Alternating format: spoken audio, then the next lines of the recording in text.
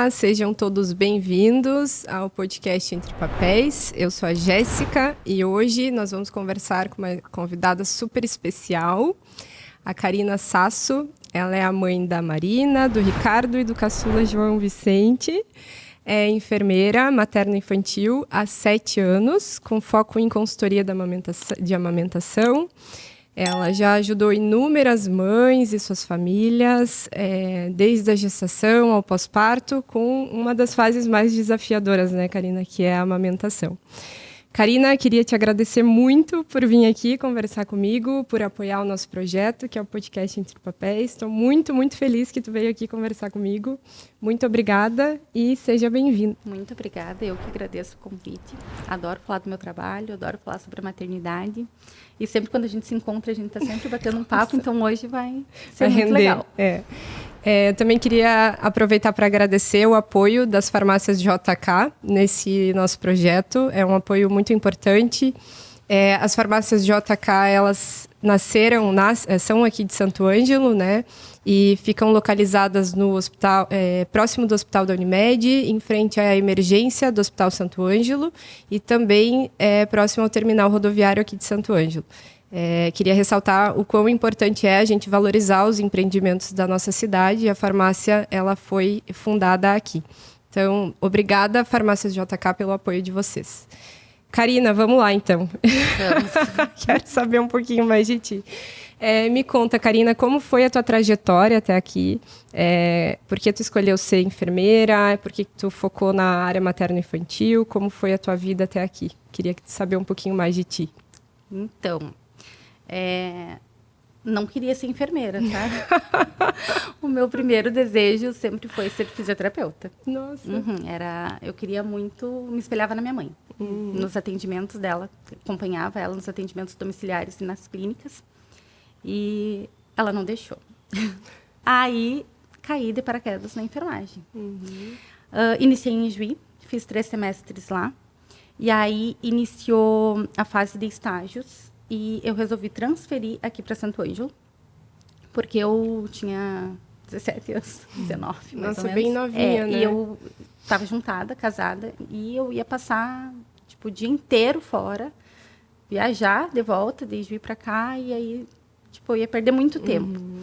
E resolvi, então, fazer essa transferência. Na URI, então, eu me graduei. E quando acabou a graduação, eu fiquei bem perdida. Não tinha dado ainda um mês que eu estava formada e parecia que fazia um ano, fazia uma eternidade, que eu não fazia nada da minha vida. E eu comecei a pensar o que eu podia fazer. Né? E, assim, nunca foi uma ideia trabalhar em hospital. Né? Adoro, mas, assim, não era a minha ideia inicial. Sempre amei me fugiu a palavra. As UBS, atendimentos, né? As unidades básicas. Isso.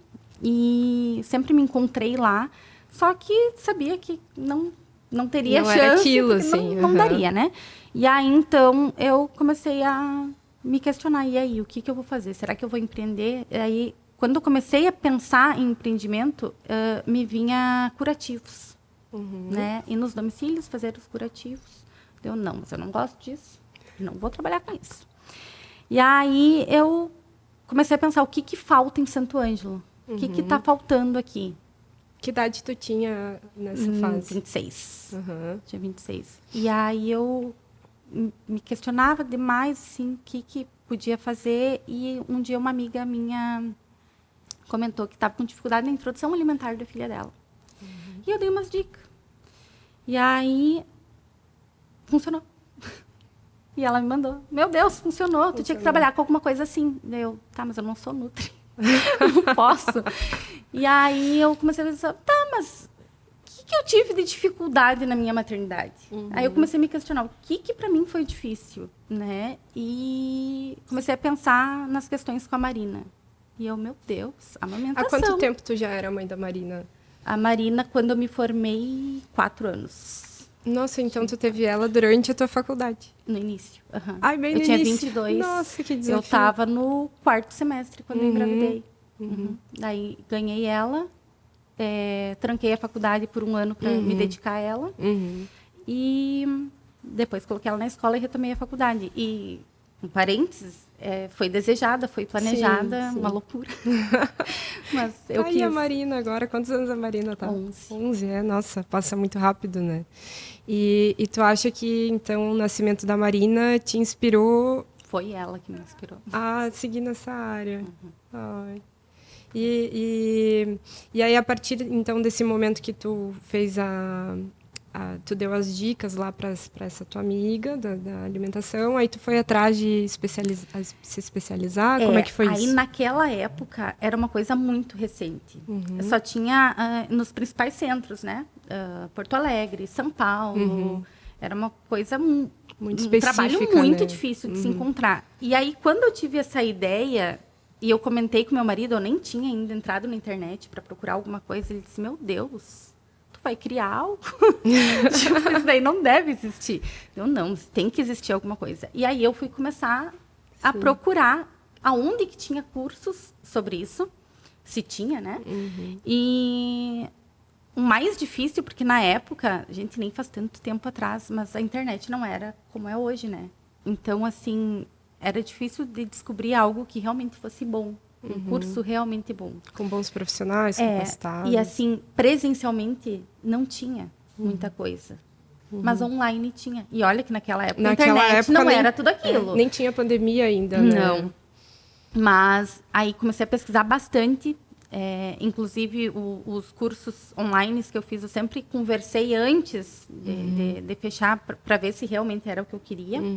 Aí fiz um curso de consultoria em amamentação online.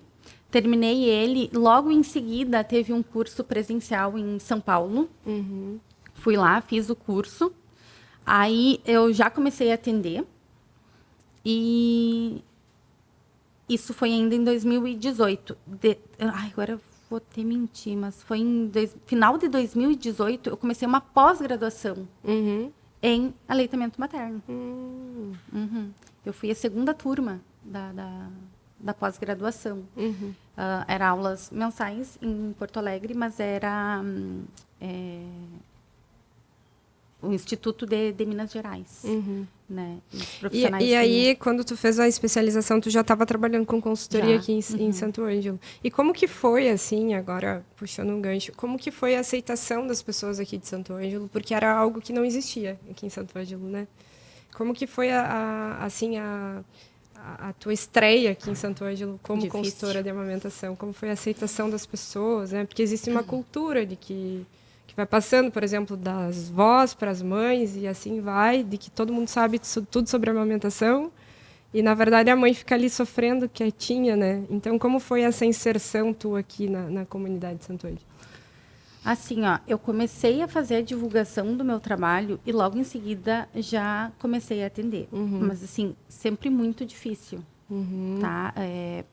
Não acreditavam no trabalho. Tipo, eu não vou investir nisso. Na eficiência aqui daqui. Não, foi bem desgastante, assim, deu até uma vontadezinha assim, não, peraí, vamos ter que dar uma parada. Mas isso só ali no início. Depois, a propaganda foi mesmo boca a boca. Né? Que tu ajudou uma mãe, daí aquela mãe foi falando para outra mãe. E aí eu já comecei a conversar com os pediatras, com os obstetras, e aí começou a ter um engajamento legal ali de mães procurando e fazendo as consultorias. Mas não foi algo assim muito fácil, porque até os médicos ficaram meio... Mas será isso mesmo? que eu ia dizer, dá para confiar nisso? Os profissionais de saúde, né?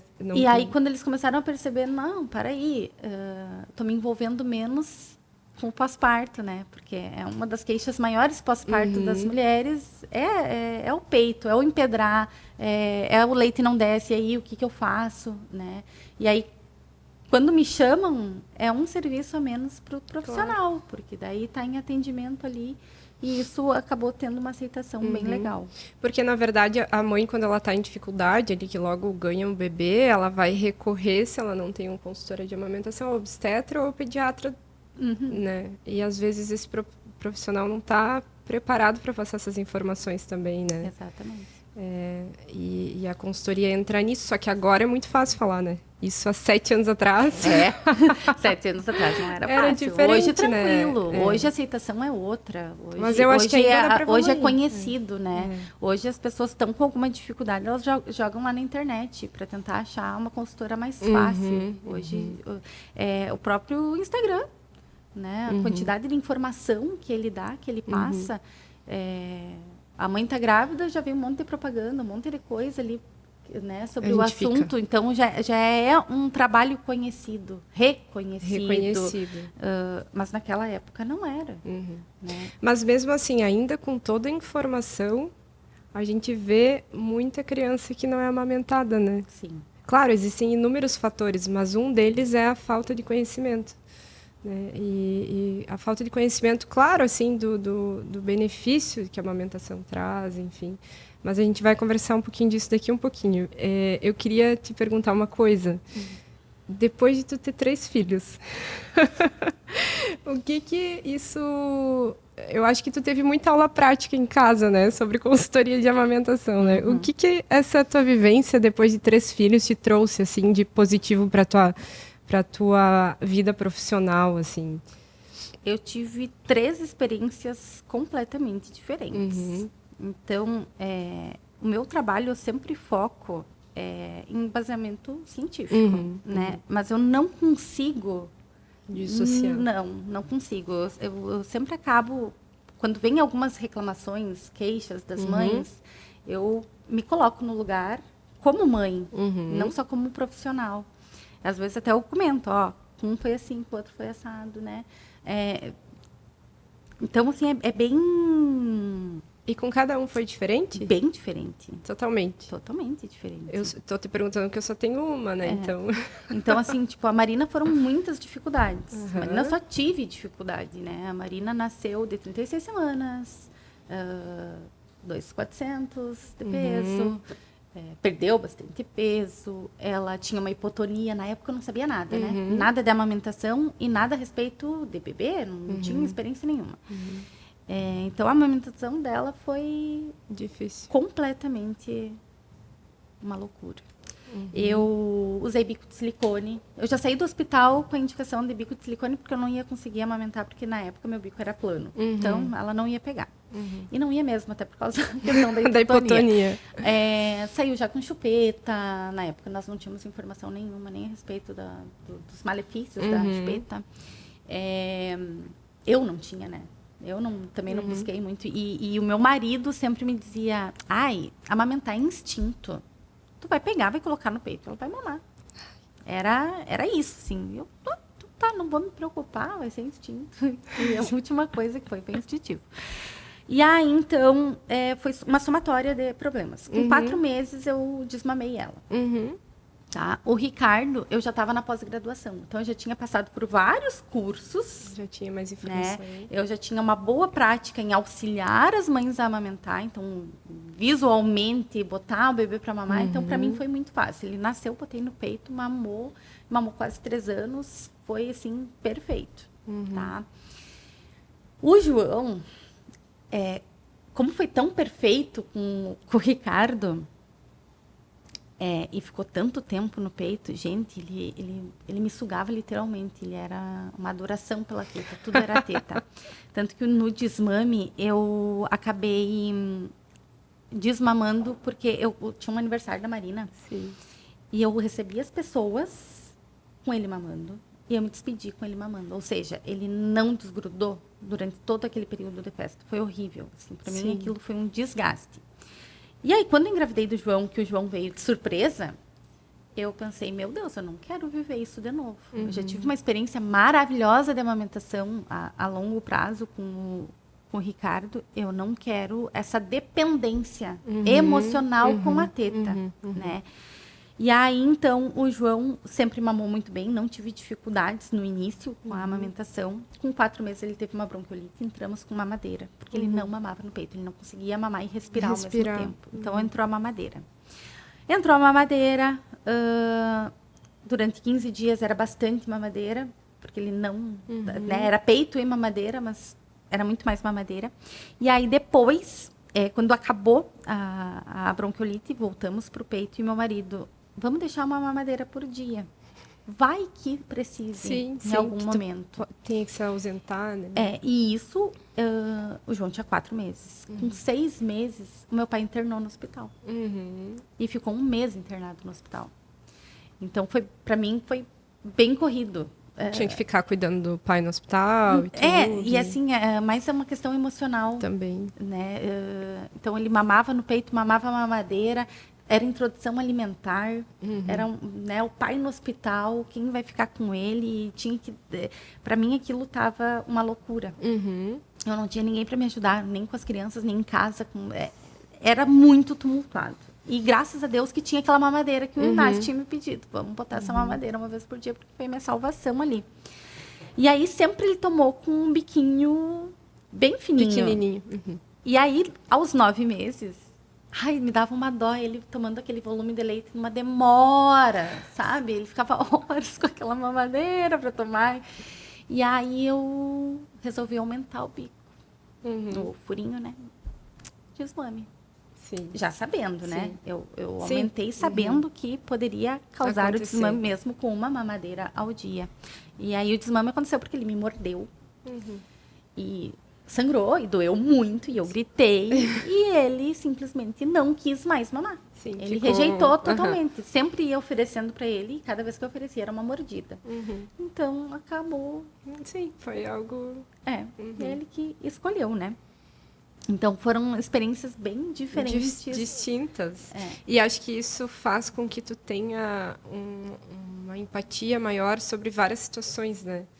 Porque, às vezes, a mãe provavelmente deve te procurar no sofrimento de eu preciso amamentar, mas eu não estou conseguindo, culpa é minha. E existe uma carga emocional em cima disso muito grande, né?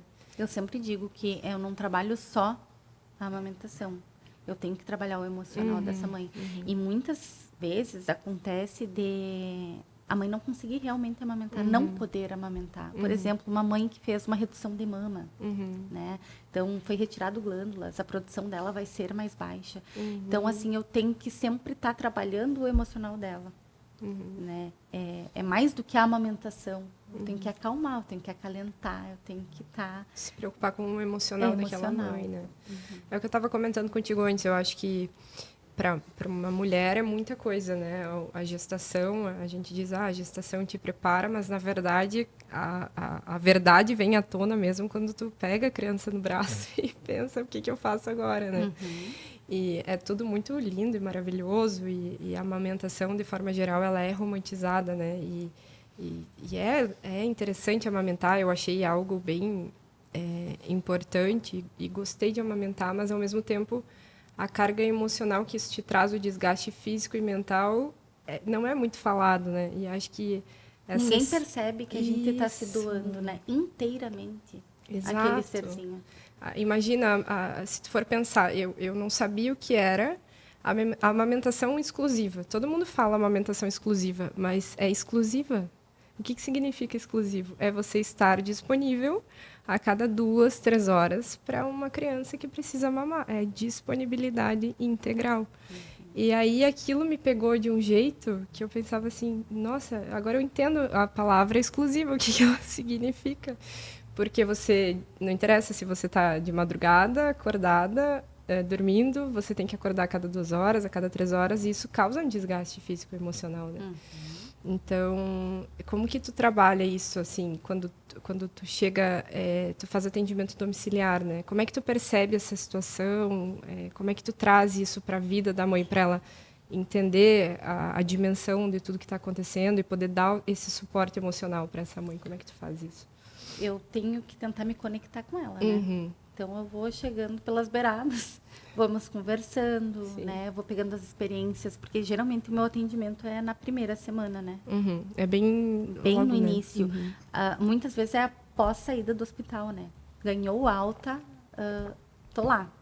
Então, recém conheceu aquele ser, né? Ela tá ainda com uma adrenalina altíssima, ela ainda não pegou a exaustão, né? Meus atendimentos são muito diferentes. Um atendimento de um bebê que recém ganhou alta, né? Chegou ali com 2 dias em casa, há uma semana tá? O bebê de 7 dias já é completamente diferente, porque já tem uma rotina de casa, já passou a pojadura, né? A mãe tá muito esgotada, né? Depois de uma semana, é uma privação de sono. Então, é muito diferente a abordagem de conversa com elas, né? E a gente fala em livre demanda, né? Exclusividade. Mas tem bebês que demandam assim, ó, porque quando a gente fala livre demanda, exclusividade, a gente fala que não tem tempo, não tem hora, né? Não é a cada 2 horas, não é a cada 3 horas, não tem um relógio, né? Mas também não é normal um bebê ficar o tempo inteiro ali no peito. Não é normal ele querer ficar só ali. A mãe também precisa de uma trégua, precisa de um descanso. O próprio peito tomar precisa dar um respiro, né? Então, tem que conversar sobre isso, sabe? Tem que ensinar elas a perceberem os sinais, né? O que é um bebê que está com fome, que está satisfeito, que vai chorar e não é só fome, né? Porque daí, esse é um clássico, né? O bebê só chora, é fome. E não é. E aí tu vai começar a aprender a identificar o porquê daquele chorinho, né? Mas a mãe daí tá só lá com aquela teta de fora, vamos botar no peito. Não, vamos dar uma mamadeira, porque é fome, né? Então tem que trabalhar isso com elas, tem que começar a explicar exatamente, né? Passo a passo, para não ficar tão exaustivo. Sim. E Karina, assim, quando a gente tá grávida, várias pessoas vão vir dar um conselho, né? Um pitaco, entre aspas, né? Então, às vezes, as pessoas nem é tanto por mal, mas no intuito de querer ajudar, e principalmente quando a gente é mãe de primeira viagem, a gente fica aberto a receber as informações. Principalmente das pessoas que a gente tem como exemplo, mãe, avó, né? E as pessoas vêm conversar e muitas vezes esses conselhos não têm evidência científica, né? Por exemplo, assim, sobre a amamentação me falavam assim, coloca o teu peito no sol, esfrega uma buchinha no peito, aquela de banho. Logo que a Liz nasceu, vieram com uma lâmpada incandescente, assim, no meu peito. Eu disse, não, moça, não precisa, obrigada, tô bem, tá tudo certo. Então, assim, são coisas que culturalmente foram se passando de gerações em gerações, mas que, às vezes, isso pode acabar atrapalhando, né, a amamentação. Às vezes, pode acabar até indo a favor de um desmame precoce, por exemplo. Então, eu queria que tu nos dissesse, assim, dentro desse contexto, como que uma mãe ela pode identificar se ela está passando por algum problema para amamentar, né? E de que forma essa mãe pode, ou onde ela pode achar informações que sejam, de fato, verdadeiras, que possam ajudar ela, que sejam embasadas cientificamente, né? Em que momento é melhor ela fazer isso? Se é melhor ela fazer na gestação, se é melhor ela fazer logo que a criança nasce. Então, são 3 coisas, né? Como que ela pode identificar quais são os sinais de que está passando por um problema, de que forma ela pode encontrar essas soluções e que momento que é melhor ela fazer isso? Tá, então, assim, primeira coisa é elas evitarem... passar a buchinha no também. Essas dicas populares, né? Sim. Sim. Evitar todas as dicas populares ou aquele... Nem a casca de banana. Comigo funcionou. Comigo funcionou. Então, vai funcionar. Sim. Sabe? Tudo sem embasamento científico. Sim. E tem uma frase que eu acho bem legal, né? Que opinião todo mundo tem. Mas na amamentação, o que muda as vidas é a informação. Informação de qualidade. Né? Então, assim, dica popular, vamos ter cautela aí, porque não é legal. É muito mais atrapalha do que ajuda. E, infelizmente, isso a gente vê muito. E não só com pessoas próximas, né? Não só em casa, mas grupos. Nossa, grupo de WhatsApp, grupo de mães. A mãe vai lá e manda... Estou com dificuldade, estou com dor, o que eu faço? Ai, casca de banana, casca de mamão, óleo não sei o que, usa isso. Ai, comigo funcionou o bico de silicone. Sabe, às vezes mais atrapalha do que ajuda. E, inclusive, isso aconteceu, que eu vi Acontece, num grupo, claro. né? Foi indicado lá, por exemplo, bico de silicone, e depois a mãe veio no privado, depois de uns dias, que não estava conseguindo mais tirar o bico de silicone. Então, assim, será que realmente ajuda ou vai começar a atrapalhar? Sabe? Então, as pessoas deveriam ponderar e dizer, não, quem sabe vamos procurar auxílio. Procura um auxílio, ela vai avaliar, vamos ver o que vai ser, né, para a amamentação, e não sair, faz isso, faz aquilo, e bota isso. Porque não rola. Muitas vezes vai atrapalhar e não vai ajudar, né? Rede social, né, é uma coisa que a gente tem que ter muito cuidado, usar com consciência, porque não é só profissional bom que está ali. E hoje também tem a questão dos influenciadores digitais, né? Que mostram, às vezes, uma realidade meio colorida, assim, que nem existe. que não existe, né? Ou que foge muito da tua rotina, né? Eu vejo, às vezes, tem pessoas que colocam lá, amamentei, só que tem, por exemplo, alguém que fica com o bebê de noite para a mãe dormir, descansar, né? É bem diferente da tua rotina, por exemplo, que não tem ninguém para ficar olhando para o teu bebê enquanto dorme, e daí você tem que amamentar o tempo todo, né? Isso aí. Então, tem que filtrar. Mas filtrar. Aí, de que forma as pessoas poderiam encontrar evidência, assim, de ajuda mesmo? Por exemplo, estou precisando de ajuda. Onde que elas podem encontrar informações? Com profissionais. Né? Com profissionais, com pessoas que trabalham realmente com o aleitamento materno. Tem pediatras que têm cursos em aleitamento materno, tem fonos que têm cursos também, né? Não precisa ser exatamente uma consultora, né? Uma enfermeira materno-infantil. Tem profissionais que têm cursos que são ótimos para auxiliar. O ideal é durante a gestação, sem dúvida nenhuma, procurar auxílio. Antes do bebê nascer, Com certeza, né? Para já estar preparado para aquilo que vai vir. Né? Até para poder já filtrar algumas informações que vão vir após o nascimento. Então, desde o hospital, porque tem profissionais que estão ali no hospital, mas que não estão atualizados, aquilo. não dominam o assunto, não sabem sobre o assunto. E é no machismo, né? Então, já vai saber se preparar e filtrar aquilo que realmente é positivo, né? E sinais, assim, quais seriam os sinais que as mães podem identificar, principalmente aqueles sinais iniciais, assim, de que tá dando problema, eu preciso procurar ajuda? Tipo assim, tem alguma coisa bem clara que a mãe possa perceber para que ela possa procurar ajuda? Um bebê que não está indo para o peito, está sugando, causando dor, está causando desconforto, está causando uma lesão, né? Esse é o clássico. O nível da dor, assim, por exemplo, porque eu acredito que um desconforto, uma estranheza, tu vai sentir no início, né? Mas qual é esse limiar de dor, assim? É que geralmente a mãe, quando ela procura por dor, ela já tem lesão.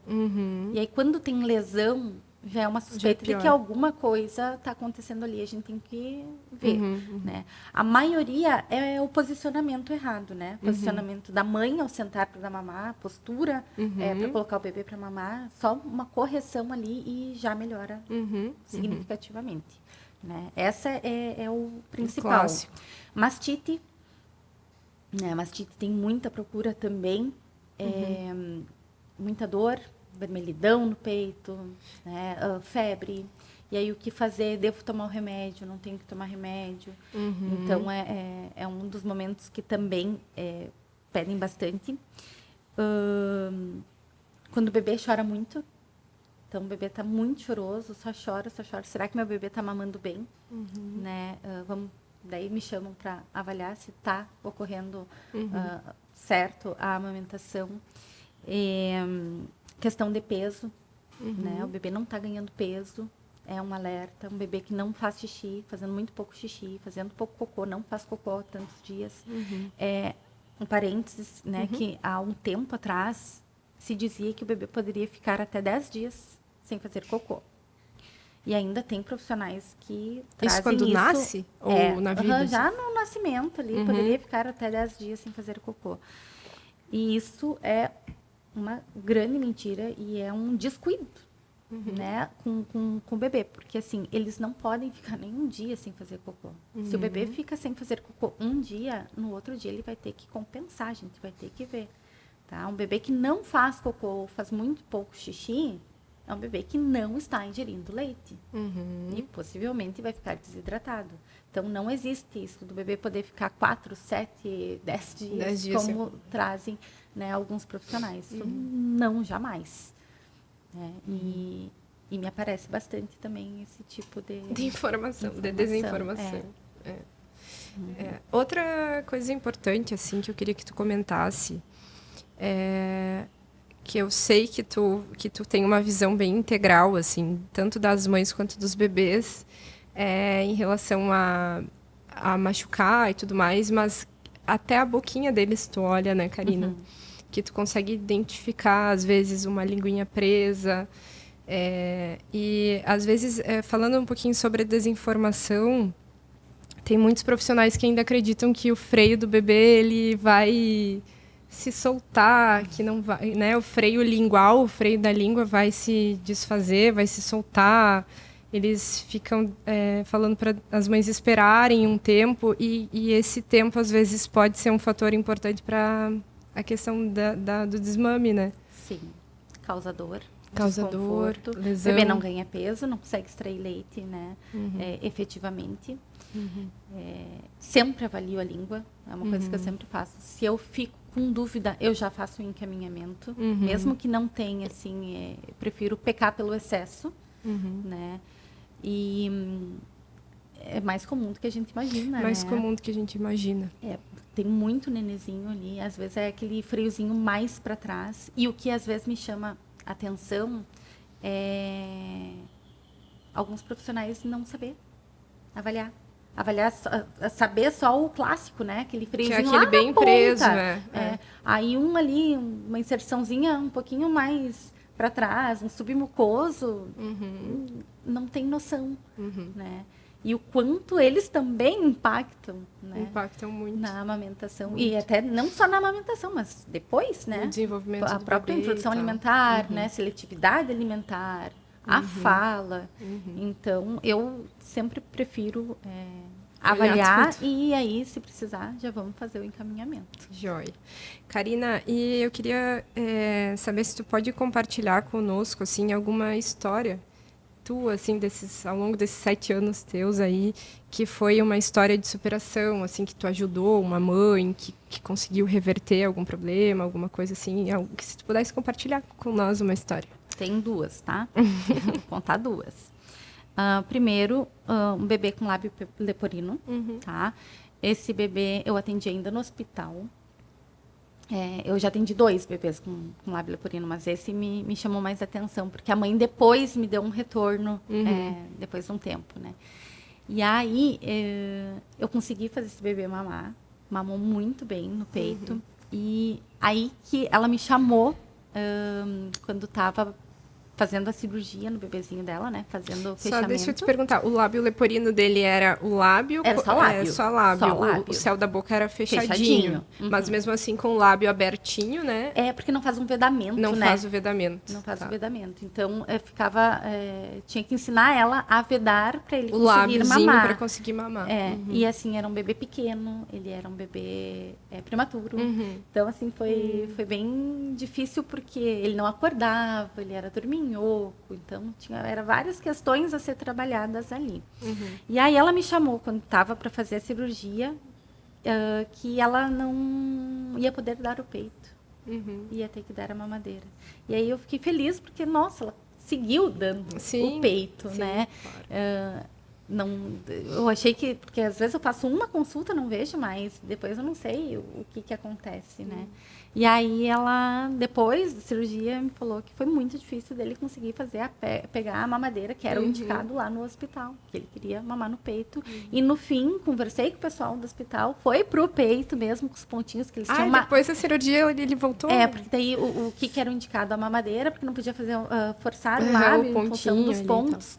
E aí, conversei lá com os profissionais e acabaram aceitando experimentar colocar, porque eles faziam uma cirurgia e ninguém colocava. Não sabia o que ia acontecer, na verdade. Porque assim, a maioria não mamava no peito. Sim. Esses bebês já vinham de mamadeira, de patinha. Era a patinha. Então, para eles também foi uma novidade. Vamos tentar, então, colocar no peito, né? E Outra que me chamou... São questões assim, que não são a amamentação em si. Né? Essa questão agora que eu vou contar é um bebê com síndrome de Down. Cheguei na casa para fazer o atendimento, eu não sabia que era um bebê com síndrome de Down, a mãe não tinha me relatado nada. E comecei a conversar com a mãe, conheci a bebê. Quando eu olhei para a bebê, ai, e agora? Será que a mãe sabe? Porque a mãe, em momento nenhum, comentou comigo. Era bem recente, ela assim, era na primeira uns 4, 5 dias. E aí ela não falava nada. E eu pensei, será que eu vou falar? Mas quem sou eu para falar? Como é que eu vou sair dando diagnóstico? E eu comecei a ficar muito nervosa e preocupada. Porque o bebê com síndrome de Down, ele tem uma hipotonia. Então, a gente tem que trabalhar essa questão na hora da amamentação. E eu pensei, não, eu não vou falar nada, vou deixar quieto, vou atender como dá, né? E trabalhei a questão da hipotonia, né? De como ela ia pegar o peito, oferecer para ela sustentar a sucção. E, enfim, mamou por muito tempo. E aí, então, em nenhum momento dessa consultoria eu falei sobre a questão sindrômica. Não falei nada. Alguns dias depois, essa mãe me manda uma mensagem me agradecendo, que em nenhum momento eu comentei com ela. Porque ela não sabia durante a gestação, ela ganhou, e daí houve a suspeita, fizeram um exame, e daí quando ela recebeu o exame, que ali ela soube veio... de fato que ela tinha T21. E aí ela me manda mensagem agradecendo que eu atendi ela, sendo só uma bebê, sem ser uma sem bebê. Considerar T21. Isso. E isso me chamou muito a atenção. Aí, de novo, vem a questão do acolhimento, né? Do acolher, da questão emocional com a mãe, e não só um bebê e um peito. Tu enxergar além, né? E essa é uma questão que eu gosto das consultorias domiciliares, porque eu consigo ver todo o ambiente. Um ambiente. Quem que está ali? Quem é que vai dar suporte? Né? Porque, assim, às vezes eu pego pessoas maravilhosas na volta da mãe. Às vezes, teve uma consultoria, vou contar mais 2. É preciso. Teve uma consultoria que eu estava auxiliando a mãe a dar mamar, tinha tudo para dar mamar, e a avó do meu lado com uma mamadeira pronta. Ai. Tá, então isso, assim, me desmotivou, legal. Provavelmente nem amamentou. Foi para mamadeira porque ela não tinha apoio. Então, isso que é o legal. Se eu vou fazer o atendimento, por exemplo, num consultório, eu não vejo isso. Sim, né? Claro. Então, isso me chamou muita atenção, assim, aquela mãe ali. Tentando e a avó... E outra que me chamou muita atenção, nem era daqui, é de outra cidade. E foi logo que eu comecei a trabalhar, era uma casa muito louca. Era uma energia muito pesada, por causa da avó também. Né? Também era a avó. A avó, só na volta, era uma bebê que estava acostumada a mamar mamadeira ou com bico de silicone. E aí eu tive que começar a trabalhar a bebê pegar o peito sem o bico, né? E aí aquela bebê, ela chorou por muito tempo, tipo 40, 50 minutos chorando. E a avó só na volta. Ai, vamos dar mamadeira, chega, essa criança não para de chorar, isso aqui não tá legal. E aí eu comecei, meu Deus, o que eu faço agora para essa senhora sair? Eu preciso de paz. Eu não conseguia trabalhar por causa daquela senhora, sabe? E aí eu fui até ela e eu disse, olha só, senhora, os bebês, eles sentem tudo. Eles sentem toda a energia, não só da mãe, não só do pai, mas sim do ambiente. Então, se a senhora está nervosa, se a senhora não está gostando deste momento, eu peço que a senhora se retire. Vai dar uma passeada, vai para o quarto, vai assistir alguma coisa, só saia, por favor. Saiu. Não deu 5 minutos, a bebê começou a mamar. Ai, querida. E eu, por que eu não fiz isso antes? Às vezes é o ambiente, sabe? Quem está ali claro. é um peso, é uma dificuldade. E aproveitando agora que tu está falando sobre isso, sobre rede de apoio, eu já vou puxar o gancho para aquela pergunta que a gente tinha falado, né? Sobre a importância... Fala um pouco disso, sobre a importância da rede de apoio, assim, de quem está em volta na mãe poder... Qual a importância? Qual que é o papel da rede de apoio? Amparar. né? Dar um amparo à mãe, é cuidar da mãe. O bebê nasce e acha que o foco é o bebê, né? E não, a gente tem que cuidar desta mãe, principalmente da questão emocional, né? Existe muito caso de depressão pós-parto que passa despercebido, né? Assim, o que eu diria assim, as pessoas que estão na casa tentar não ficar dando opiniões, não cobrando as coisas, né? E sim ajudar mesmo, ajudar com afazeres da casa, auxiliar com comida, acolher. É um acolhimento dessa mãe, né? Dar um amparo para ela, porque o bebê todo mundo olha, todo mundo cuida, né? E por mais que assim o bebê é só mamar, dormir, fazer cocô, nem sempre é assim, às vezes nós temos muito choro, muita cólica, mas sempre tem alguém ali disponível para o bebê, né? E para a mãe não. Então é dar esse cuidado para a mãe e principalmente nos primeiros dias, onde tem uma troca hormonal muito grande. Então, a mãe emocionalmente está muito ruim, né? Sai todos os hormônios gestacionais para entrar hormônios da lactação. E aí,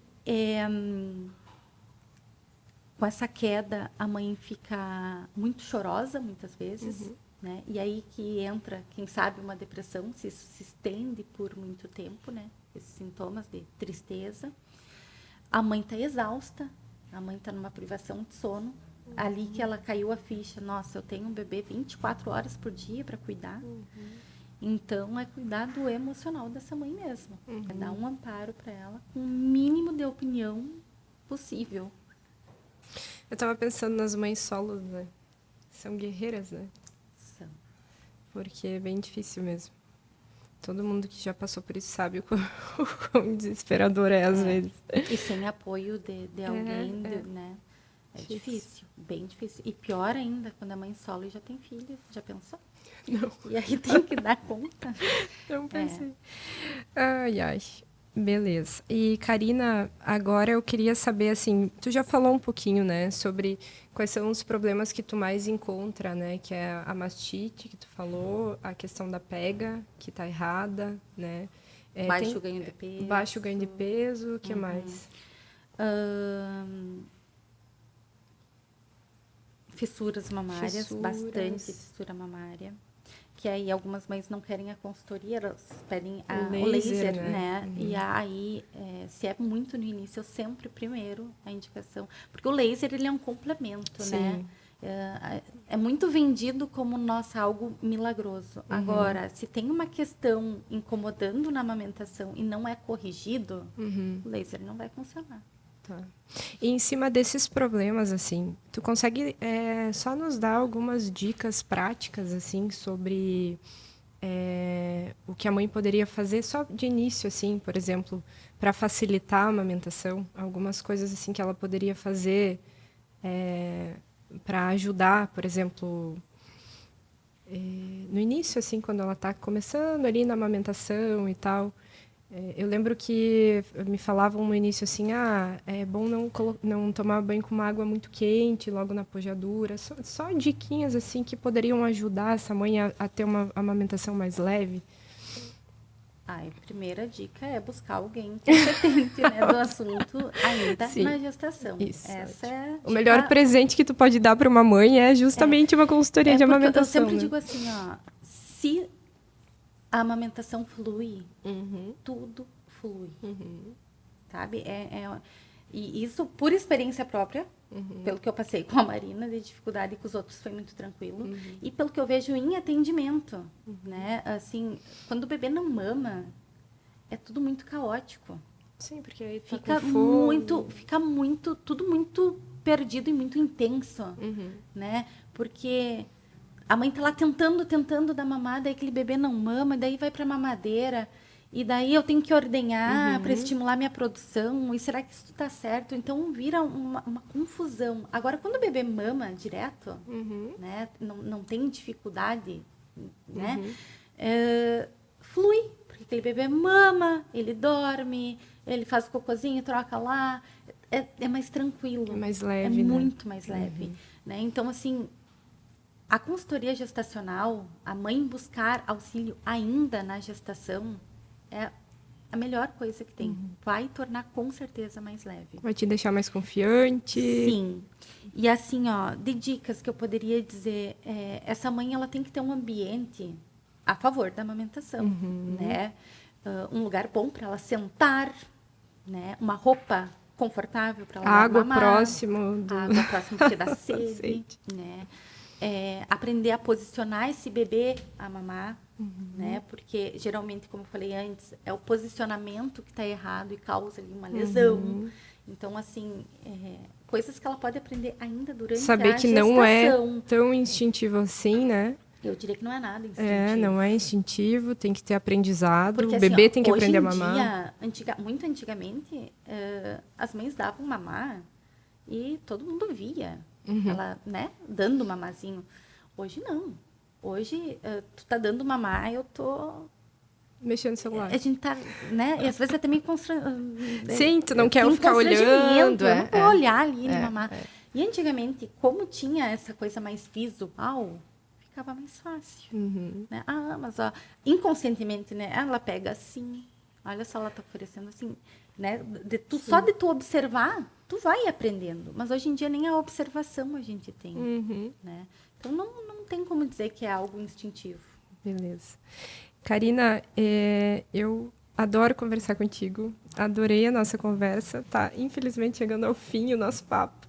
Mas eu acho que a gente teve uma conversa muito esclarecedora, que vai agregar muito para as pessoas que estão nos ouvindo. E como uma última tomada, eu queria saber se tu pode deixar uma mensagem assim, para quem está te vendo, te ouvindo, para essas mães, as famílias, sobre todo esse processo aí. Não sei se tu pensou em alguma coisa. Não pensei, mas vamos lá. Eu diria que elas conhecerem o próprio corpo. Uma coisa muito importante. Elas saberem que elas são capazes, né, de cuidar desse serzinho, né? Elas, como é que eu posso dizer assim, me fugiu a palavra, mas que elas são capazes de confiar no próprio corpo, né? Buscar ajuda, estar bem emocionalmente, né? E isso é desde a gestação, que geralmente durante a gestação tu tá focado no parto e tu só vai lembrar da amamentação depois. A grande maioria faz isso, né? E aí nasce aquele nenê e não flui bem. Sim. E aí começa a virar, né, um caos. Então, confiar no próprio corpo, né? Dar tempo ao tempo, num determinado tempo, né? Não esquecer delas, né? Porque a gente acaba se esquecendo. Então, não se esquecer de se cuidar.